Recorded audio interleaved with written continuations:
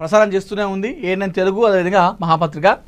Revenue అధికారుల బరిదెంగింపు అని చెప్పేసి ఏదైతే కొండాపూర్ సర్వే నెంబర్ 59లో గుట్టు చప్పుడు కాకుండా సాగుతున్న నిర్మాణ పనులు, నకిలీ పత్రాలతో నిర్మాణ అనుమతులు పొందిన అక్రమార్కులు, ప్రభుత్వ భూమి అంటూ నిర్ధారించిన సర్వే రిపోర్ట్, మీనామేషాలు లెక్కిస్తున్న అధికార యంత్రాంగం, జిహెచ్ఎంసీ నిర్మాణ అనుమతులు రద్దు చేయకపోవడం వెనుక ఆంతర్యం ఏంటి, రెవెన్యూ అధికారులు ప్రభుత్వ భూమి అంటూ ఏర్పాటు చేసిన బోర్డు మాయమంట. Very good. సీజింగ్ బోర్డు మాయం చేసిన అక్రమార్కులపై క్రిమినల్ కేసులు ఏవి? అన్ని క్వశ్చన్ మార్కులే. ఏది కొండాపూర్ సర్వే నెంబర్ 59లో ఏదైతే నిర్మాణం సాగుతుందో ఆ నిర్మాణం పైన ఉన్నటువంటి అన్నీ కూడా క్వశ్చన్ మార్కులే ఉన్నాయి. ఏది కూడా సరిగా లేదు.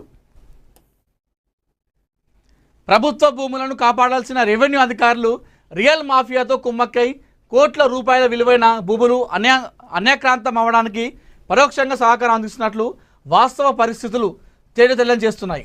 నకిలీ పత్రాలు సృష్టించి కొండాపూర్ సర్వే నెంబర్ 59లో గల 223.1 స్క్వేర్ మీటర్ల భూమిని ఆక్రమించి స్టీల్ ప్లస్ 7 అంతస్తుల నిర్మాణాలు చేపడుతుంటే మహాపత్రిక, ఏఎన్ఎన్ ఛానల్ సంయుక్తంగా చేసిన ఆపరేషన్ బట్టబయలు చేసింది.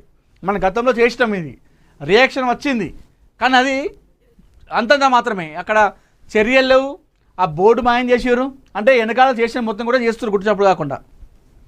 లంచాల మత్తులో మొద్దు నిద్ర నడుస్తున్న రెవెన్యూ జిహెచ్ఎంసీ అధికారులు నిద్రలేపింది. అప్పటి వరకు హడావిడి చేసిన సదరు అధికారులు ప్రజలను నమ్మించేందుకు భవనాన్ని సీజ్ చేశామంటూ డ్రామాలు ఆడారు. నిర్మాణ పనులు సజావుగా సాగేందుకు రెవెన్యూ జిహెచ్ఎంసీ అధికారులకు అడిగినంత ముడుపులు ముట్ట చెప్పినట్లు జోరుగా ప్రచారం సాగుతుంది. ఇది కథ. 223.1 స్క్వేర్ మీటర్ల ప్రభుత్వ భూమిని ఆక్రమించారని నోటీసులు జారీ చేసిన రెవెన్యూ అధికారులు. గతంలో మహాపత్రికలో, ఏఎన్ఎన్ తెలుగులో సంయుక్తంగా కలిసి ఈ survey number Kondapur survey number 59 పైన కథనాలను ప్రసారం చేసినాం. దానికి అధికారులు స్పందించారు, కానీ అంతా కూడా యాక్టింగ్, మొత్తం డ్రామాలు చేశారు. ఇగో ఇక్కడ నోటీస్, గతంలో వచ్చినటువంటి నోటీస్ ఇదే.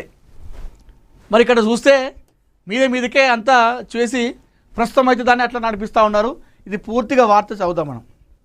అంటే రెవెన్యూ అధికారుల పరితెగింపు అంటే ఎంత దారుణం అంటే, ఇది గతంలో మన మహాపత్రిక, ఇది చూడండి ఎన్నిసార్లు మనం ప్రసారం చేసినాం. ఇది ప్రసారం చేసినాం, ఆ తర్వాత రియాక్షన్ వచ్చింది. ఇదంతా కూడా మన గతంలో చేసినటువంటి అదే. కానీ ఎంత దారుణం అంటే జనాలు పిచ్చోళ్ళు అనుకుంటారా మరి? ఈ అధికారులు పిచ్చోళ్ళు అనుకుంటారా మరి? ఇంత యథేచ్ఛగానా? ఇంత దారుణమా? సైబరాబాద్ మున్సిపల్ కార్పొరేషన్ షేర్లింగంపల్లి మండలం కూకటిపల్లి జోనల్ మాదాపూర్ సర్కిల్ పరిధి కొండాపూర్లో భూ కబ్జాదారుల అరాచకం శృతిమించిపోతుంది. సర్వే నెంబర్ 60లో 600 చదరపు గదాల స్థలం ఉన్నట్లు చూపించి 2 భవనాలకు వేరువేరుగా స్టీల్ ప్లస్ 3 ఫ్లోర్లకు నిర్మాణ అనుమతులు పొందారు. కానీ వాస్తవంగా సర్వే నెంబర్ 59లో గల ప్రభుత్వ భూమిలో నిర్మాణాలు జరుగుతున్నట్లు గూగుల్ ఎర్త్ మ్యాప్ ద్వారా బట్టబయలైంది.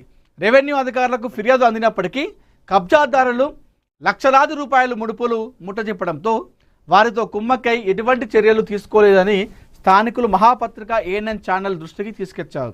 వెంటనే స్పందించిన స్పెషల్ టాస్క్ ఫోర్స్ మే 11 నుండి అక్షర పోరాటం చేసి అక్రమార్కుల చెరలో ఉన్న 5 కోట్ల విలువైన ప్రభుత్వ భూమిని కాపాడిన సంగతి మహాపాఠకులకు తెలిసిందే. ఇది మనం చేసిన కథనం, దానికి రియాక్షన్ కూడా వచ్చింది. భవనం సీజ్ వట్టి మాటేనా? ప్రభుత్వ భూములను ఆక్రమిస్తే కఠిన చర్యలు తీసుకుంటామని షేర్లింగంపల్లి తహసీల్దార్ మహిపాల్ రెడ్డి హెచ్చరించిన మాట వట్టి మాటేనా అంటూ స్థానికులు ప్రశ్నిస్తున్నారు. కొండాపూర్ సర్వే నెంబర్ 59లో గల ప్రభుత్వ భూమి గల్లంతు అనేక వార్తా కథనాన్ని మహాపత్రిక ప్రచురించింది.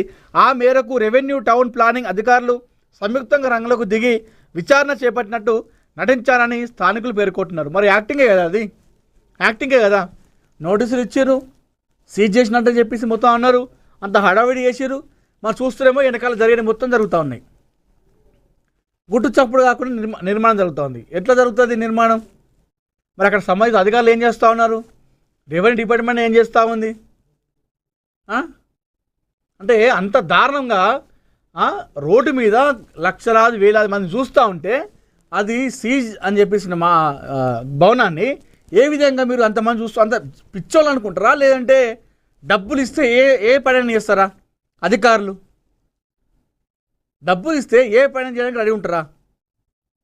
అది ఏమన్నా కానీ ఇక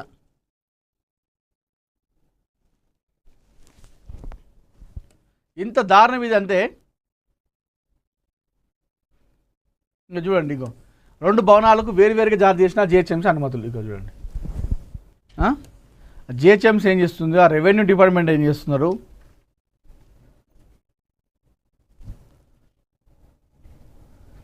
ప్రభుత్వ భూమికి నకిలీ పత్రాలు సృష్టించి జిహెచ్ఎంసీ నుండి నిర్మాణ అనుమతులు పొందారని, ఆ నిర్మాణ అనుమతులు రద్దు చేయాలని జిహెచ్ఎంసీ అధికారులకు లేఖ రాస్తామని చెప్పడం అవాస్తవం అంటూ వారు అభిప్రాయపడుతున్నారు. ఉన్నతాధికారుల ఆదేశాల మేరకు చర్యలు తీసుకుంటామని, ఎంతటి వారైనా సరే వదలమని, అలాగే క్రిమినల్ కేసులతో పాటు జైల్లో పెడతామని హెచ్చరించారని, కానీ అధికారుల అండదండలతో సీజింగ్ బోర్డును తొలగించారని నెల గడవక ముందే, మనం చేసి కూడా నెల అవుతలేదు, మనం ఈ వీడియో చేసి కూడా నెల అవుతలేదు, నెల రోజుల్లోనే మొత్తం తీసి పాలించాడు ఏడికాడికి. యథేచ్ఛగా నిర్మాణ పనులు సాగిస్తున్నారని, అధికారులు అండా లేకుండా ఇదేలా సాధ్యమవుతుందని స్థానికులు ఆరోపిస్తున్నారు. సీజ్ చేసిన భవనాన్ని కబ్జాదారులు నిర్మాణం చేస్తున్న నేపథ్యంలో తహసీల్దార్ మహిపాల్ రెడ్డిని వివరణ కోరేందుకు ప్రయత్నించగా ఆయన స్పందించలేదు. ఎందుకు స్పందిస్తాడు? తప్పుంది కాబట్టి స్పందించాడు. ఇప్పటికైనా సైబరాబాద్ మున్సిపల్ కమిషనర్, రంగారెడ్డి జిల్లా కలెక్టర్ స్పందించి ప్రభుత్వ స్థలాన్ని ఆక్రమించి చేపడుతున్న నిర్మాణాన్ని స్వాధీనం చేసుకోవాలని స్థానిక ప్రజలు కోరుతున్నారు. ఇక మహాపత్రికలో ప్రచురించబడిన కథనాలు ఇది మనం కవర్ చేసినాం ఫస్ట్. దీనికి ఇగో మహా ఎఫెక్ట్, దీనికి రియాక్షన్ వచ్చిందని చెప్పేసి మనం చెప్పినాం. కానీ తీరా చూస్తే మళ్ళీ యథావిధిగా సాగుతుంది కథ. సో దీనిపైన మరి రెవెన్యూ దీనిపైన ఏదైతే కొండాపూర్లో సర్వే నెంబర్ 59 పైన ఖచ్చితంగా చర్యలు తీసుకోవాలి. అక్కడ ఎవరైతే వాళ్ళకి సపోర్ట్ చేస్తూ ఉన్నారో, ఇవి ఇప్పుడు ఈ సర్వే నెంబర్ 59కి ఏదైతే ఈ బిల్డింగ్ కట్టుకోవడానికి సపోర్ట్ చేస్తూ ఉన్నారో, ఆ సపోర్ట్ చేసేటువంటి అధికారులకు కూడా శిక్ష పడాలి ఖచ్చితంగా. చూద్దాం మరి దీనిపైన ఎలాంటి రియాక్షన్ వస్తుందో, ఏ విధంగా స్పందిస్తారో చూద్దాం.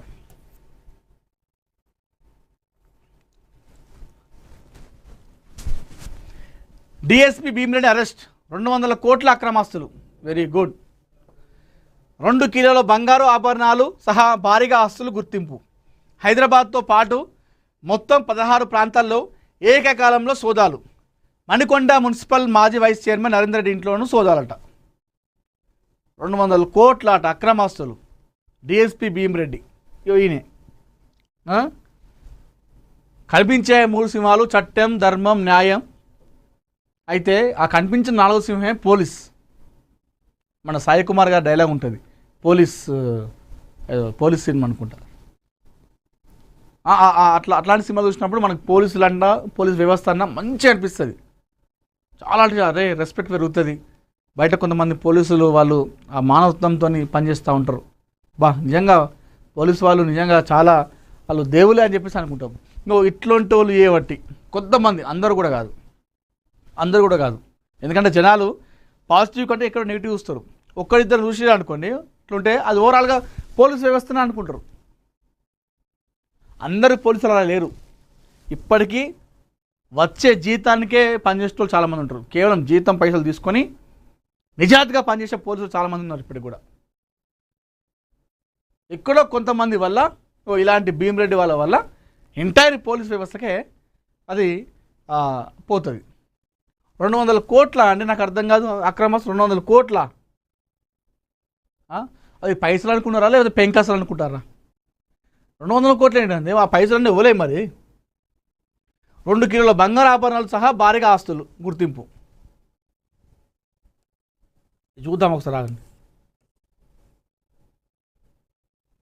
రాష్ట్ర పోలీస్ శాఖలో ఉన్నతాధికారిగా ఉంటూ అధికార బలంతో కోట్లాది రూపాయల అక్రమాస్తులు కూడబెట్టిన ఒక అవినీతి తిమింగలం ఏసీబీ వలకు చిక్కింది.